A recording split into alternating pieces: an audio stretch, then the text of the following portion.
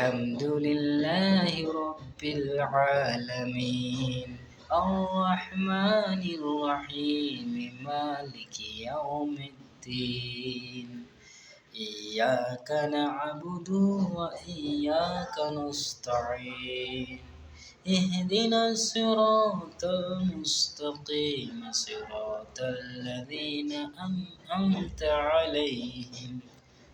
বন্ধুরা, এই যে ইহদিনা সিরাতাল মুস্তাকিম সিরাতাল্লাযীনা আন'আমতা আলাইহিম, এই আয়াতটির অর্থ আমরা বুঝতে অক্ষম। আমরা মানুষ, ভুল বোঝার একটি যন্ত্র, মেশিন।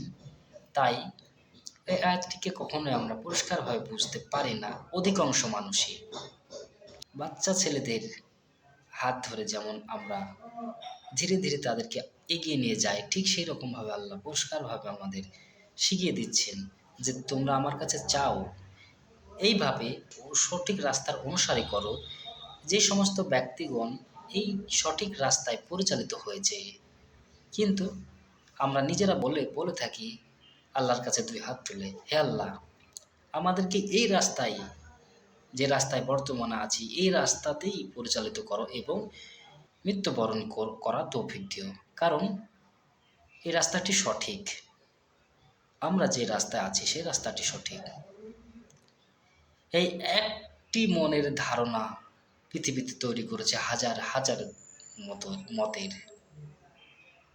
এবং যদি আমরা দলগুলো দেখতে চাই, হানাফি, ফারাজি, শাফি, মালিকি, ওহাবি, শিয়া, সুন্নি, হাম্বলি, দেওবন্দি, মুজাদ্দিদিন, চিশতি, এরকম অনেক অনেক অসংখ্য দল।